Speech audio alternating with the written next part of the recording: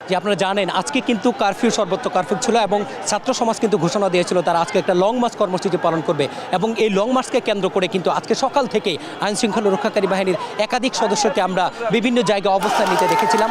বেলা বাড়ার সাথে সাথে কিন্তু সেই অবস্থার পরিবর্তন হতে থাকে এবং আমরা একটা পর্যায়ে দেখতে থাকি যে সকাল থেকে আইন শৃঙ্খলা রক্ষাকারী বাহিনীর যে পরিমাণ উপস্থিতি ছিল সেটা কিন্তু বেলা বাড়ার সাথে সাথে কমতে থাকে এবং তারা কিন্তু একটা পর্যায়ে অর্থাৎ এখন থেকে ঠিক প্রায় 1 ঘন্টা আগে রাজধানীর এই সায়েন্স ল্যাব পড়ে কিন্তু একাধিক আইন শৃঙ্খলা রক্ষাকারী বাহিনীর সদস্য ছিল এবং ঠিক 1 থেকে 1.5 ঘন্টা আগে একটা অংশ এখানে বিক্ষোভ করার চেষ্টা করলো, পুলিশ তাদেরকে ছত্রভঙ্গ করে দেয়।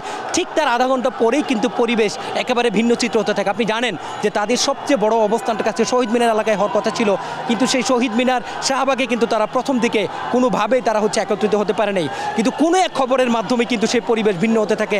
এখন রাজধানী সায়েন্স ল্যাবের যে অবস্থা, চারদিক থেকে পিপিলিকার মতো কিন্তু মানুষ আসছেন এবং তারা কিন্তু তাদের উল্লাস প্রকাশ করছেন। আমরা সবাই বিজয়ী, আমরা বাংলাদেশ আবার স্বাধীন করছে, আপনারাও স্বাধীন।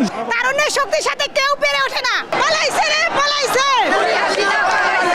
1952 সালে, 1962 সালে, 69 এবং 24-এ যে আন্দোলন হয়েছে ছাত্র সমাজ কখনো পিছু হাঁটে নাই। ছাত্র ভাইদের হত্যা করছে, ছাত্র রক্তের বিনিময় বাংলা স্বাধীন হয়েছে। এবং অনেককে আমরা কাঁদতে দেখেছি এবং তারা বলেছেন যে তাদের উপর যে ধরনের নির্যাতন করা হয়েছে এই নির্যাতনের তারা মূলত তারা শিক্ষার্থীদের পাশে দাঁড়িয়েছেন, আম জনতার পাশে কিন্তু তারা দাঁড়িয়েছেন এবং দেখতেই পাচ্ছেন কি পরিমাণ মানুষ এবং চারদিক থেকে মানুষ আছে।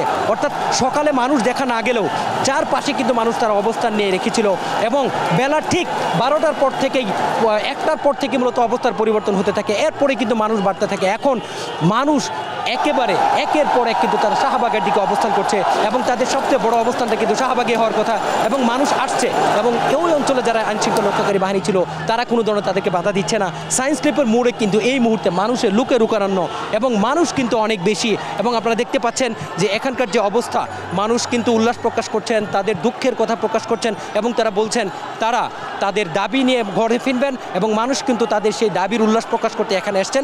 আজকে 53 বছর পরে আমরা শুধু শেখ হাসিনার কাছ থেকে স্বাধীনতা পাইনি, আমরা ভারতের কাছ থেকেও স্বাধীনতা পেয়েছি। প্রকাশ করার মতো না, এত পরিমাণ ভালো লাগতেছে। বাংলাদেশের এই বিজয়ের সম্পূর্ণ ক্রেডিট আমি দিতে চাই আমাদের মা বোনদের। যেদিন মুগ্ধ ভাই মারা গেছে ওই দিন একটা কথা বলছি, এই যে এই পানি, মুগ্ধ ভাই এই পানি দিতে যে আজকে দেশের মানুষের জন্য মারা গেছে, সেদিন থেকে আমরা 5000 মানুষকে পানি খাওয়াইছি।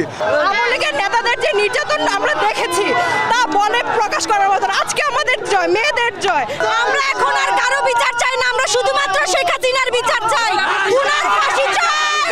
এবং একের পর এক মানুষ কিন্তু চারদিক থেকে আসছেন। অর্থাৎ এই মুহূর্তে রাজধানী সায়েন্স ল্যাব একেবারেই জনসমুদ্রে বাড়ছে এবং মানুষ এখনও আসছে এবং মানুষ কিন্তু তাদের উল্লাস প্রকাশ করছে।